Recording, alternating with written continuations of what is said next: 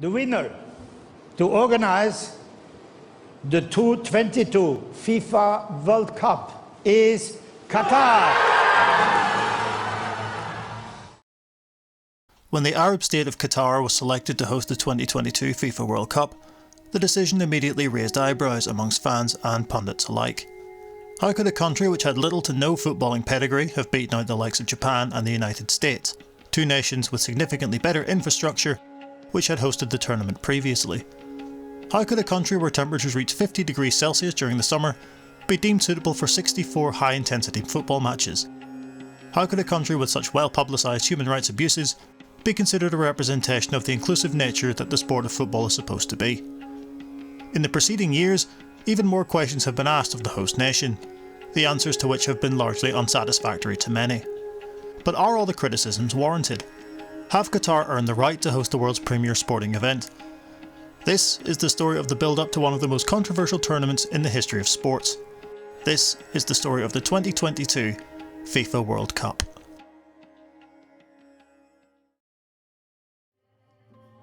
When then FIFA President Sepp Blatter announced Qatar, a nation with a population of roughly 3 million people located in the northeastern coast of the Arabian Peninsula, as the country which had won the bid to host the 2022 World Cup, there was an almost instantaneous backlash.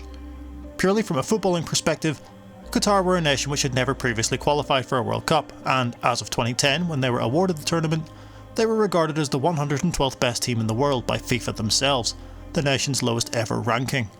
The highlight of their success was 2 Arabian Gulf Cup victories in 1992 and 2004, a tournament which only includes 8 teams. Even before Qatar were chosen to host, Blatter endorsed the idea of an Arabic World Cup, stating, "The Arabic world deserves a World Cup. They have 22 countries and have not had an opportunity to organise the tournament. When I was first in Qatar, there were 400,000 people here, and now there are 1.6 million. In terms of infrastructure, when you are able to organise the Asian Games with more than 30 events for men and women, then that is not in question." However, the credentials of the Qatar national side were merely a footnote in the copious number of issues which have come to plague the tournament before it has even begun. This was not the first time the selection process had come under scrutiny. The 2010 FIFA World Cup in South Africa had been discovered to have been the result of bribery and corruption amongst FIFA officials, with media outlets in 2015 reporting that high-ranking officials from the South African bidding committee had secured the right to host the tournament by paying $10 million in bribes to then FIFA Vice President Jack Warner, along with other FIFA committee members. The following tournament in 2014, held in Brazil, was heavily criticised by Brazilian nationals, claiming that the amount of money being spent on the tournament, an estimated $46 billion, should have instead been invested in public services and to help those in need in the country. Yet more corruption allegations overshadowed the 2018 edition, with claims that Russia had also bribed their way to hosting the tournament. Coupled with the annexation of Crimea by the Russian Federation in 2014, plus the country's well-documented discrimination of LGBTQ+ people and the history of racism within the country, there were once again calls for the World Cup to be moved elsewhere. So when Qatar was announced as the 2022 hosts, almost all of the controversies which had plagued the previous 3 tournaments were brought up once again, along with several other major issues which would need addressing. As Russia and Qatar were both announced as hosts on the same day, immediately thoughts turned to corruption within the bidding process. According to leaked documents seen by the Sunday Times, Qatari state-run television channel Al Jazeera, now beIN Sport, secretly offered $400 million to FIFA for broadcasting rights just 21 days before FIFA announced that Qatar would hold the 2022 World Cup.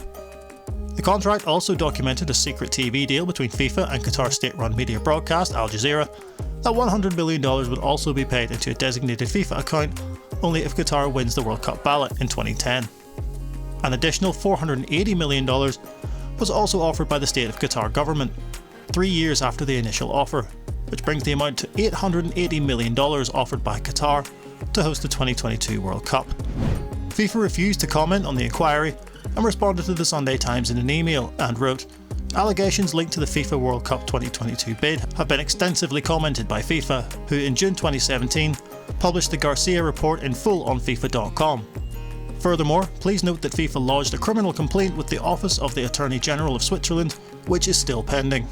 FIFA is and will continue to cooperate with the authorities." A beIN spokesman said in a statement that the company would not, quote, "respond to unsubstantiated or wildly speculative allegations." Qatar officials denied any impropriety and insist the corruption allegations are now being driven by envy and mistrust by those who do not want the World Cup staged in Qatar. Qatar Airways CEO Akbar Al-Bakr gave an interview to German media in June 2014 stating that the country is not getting the respect it deserves over its efforts to hold the World Cup, and that the Qatari Emir strictly punishes and forbids instances of corruption and bribery with a zero-tolerance policy.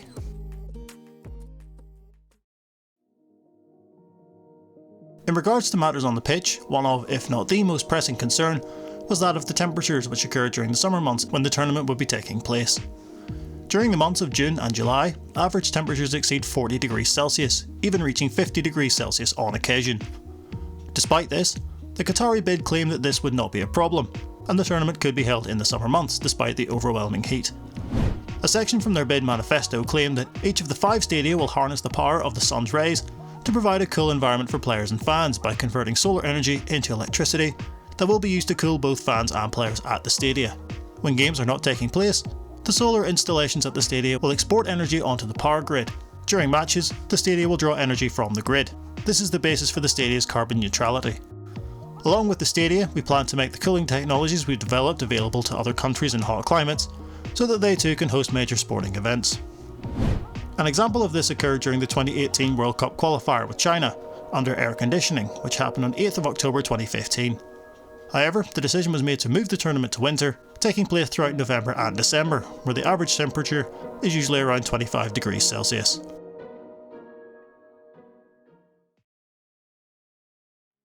Despite the official figures of how much hosting the World Cup has cost Qatar, it has been estimated that it has been the largest infrastructure project in World Cup history, which included building 8 state-of-the-art stadiums, the installation of new roads and railway lines, an expansion to the country's airport, and the development of accommodation for the hundreds of thousands of fans that will descend upon the country throughout the tournament. There have been questions raised surrounding what this infrastructure will be used for following the conclusion of the competition, or if indeed there will be any demand for it. Organisers have never admitted to the estimated $229 billion price tag that hosting the World Cup has supposedly cost. However, the country's finance minister has said that $500 million was spent every week for years so as to meet the deadline. In order to complete this mammoth undertaking, Qatar employed thousands upon thousands of workers from overseas, primarily from India, Nepal and Bangladesh. Just to secure a job, the migrant workers were forced to pay recruitment fees of up to $4,000 before even leaving their home countries, thus placing them in huge debt before even arriving in Qatar. Upon their arrival, they would be trapped in a system known as kafala, seen as a form of modern-day slavery. The workers' visas, as well as their immigration status, were in complete control of an employer, meaning that their passports would be confiscated, workers were unable to resign and find another job, and there would be no exit visas distributed. On the 23rd of February 2021, the Guardian newspaper revealed that there had been over 6,500 deaths between 2010 and 2022. However, Qatari authorities labelled 70% of these as natural deaths and have refused to carry out autopsies. The article also claimed that workers were denied food and water despite the scorching temperatures and had their meagre wages withheld. As of 2022, following increased pressure from human rights organisations, workers were granted the right to leave the country without an exit visa and were allowed to change jobs without the consent of their employer. However, for those who have lost friends and family, it's far too little, far too late. Many of those affected have received no compensation and will never know what truly happened to their loved ones.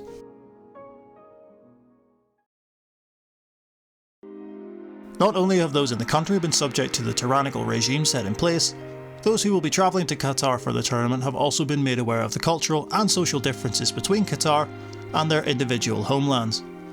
For example, there may be serious penalties for doing something that is not an offence in the UK, such as the consumption of alcohol in public places and strict public behaviour laws in regards to things such as swearing. These seem reasonable and would be applicable to a number of places throughout the world. However, these are not the issues which have landed yet more controversy at the feet of Qatar. One of the most prevalent issues affecting not only visiting supporters, but people living in the country itself, is a concern for members of the LGBTQ+ community and how they will be treated throughout the tournament. Homosexuality is still illegal in Qatar and can be punishable by fines, up to 7 years in prison, and even death by stoning. Despite the FIFA rhetoric that this World Cup is for everyone and will include everyone, the organisation would write to all 32 participating nations, telling them to focus on the football and that football should not be dragged into ideological or political battles, or hand out moral lessons. In response, the captains of 10 nations have chosen to wear One Love armbands to protest against the anti-homosexuality laws in the country. The Australian squad released a video in support of LGBTQ+ people in the run-up to the tournament, and the Danish team requested to wear pro-human rights training shirts. However, this was rejected by FIFA. Qatari officials initially stated in December 2020 that, in accordance with FIFA's inclusion policy, it would not restrict the display of pro-LGBT imagery and symbols, such as rainbow flags, at matches during the World Cup. However, in April 2022, a senior security official overseeing the tournament stated that there were plans to confiscate pride flags from spectators, allegedly as a safety measure to protect them from altercations with spectators that are anti-LGBT. The FAIR network, set up to counter discrimination in European football, criticised the report, arguing that actions against the LGBT community by the state were of a greater concern to those attending the World Cup than the actions of individuals. In November 2022, the German government condemned comments made in an interview to a TV channel by Khalid Salman, a former footballer and also a Qatari official for the promotion of the World Cup, who said that homosexuality was a damage in the mind. In the same interview, Salman said, "The most important thing is, everybody will accept that when they come here. But they will have to accept our rules. Homosexuality is haram." A recent Human Rights Watch report, published on the 24th of October 2022, claims that the Qatari security forces are continuing to arrest gay, lesbian and transgender people, sometimes forcing them to undergo conversion therapy.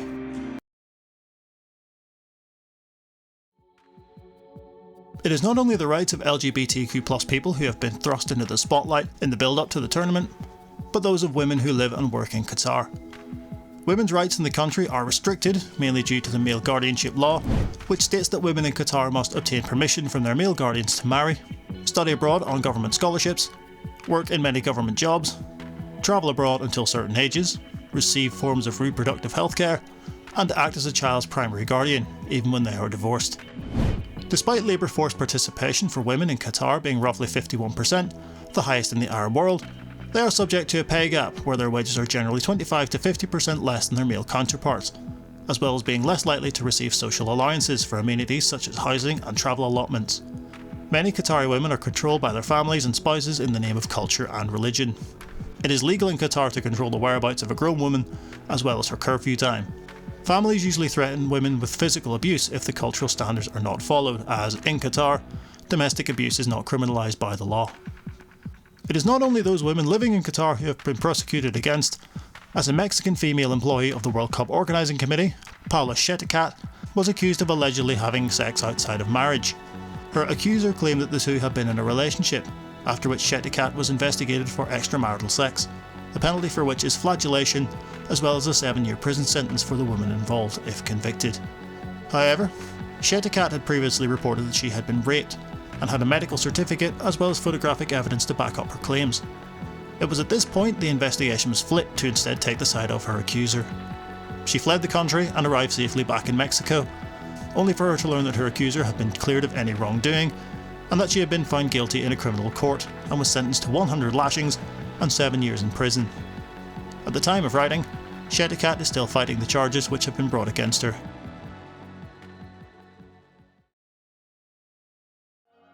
The FIFA World Cup is supposed to be a time for every football fan to rejoice, come together and celebrate the biggest tournament which the sport has to offer.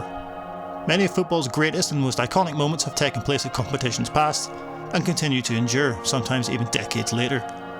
However, no matter the quality of football on the pitch, the 2022 edition will forever be tarnished with the controversies which have preceded it. Human rights abuses, bribery and corruption will be the defining legacy of this World Cup, and the shadow that the tournament will cast over the so-called beautiful game will be one which has the ability to plunge the rest of the footballing world into darkness for the foreseeable future.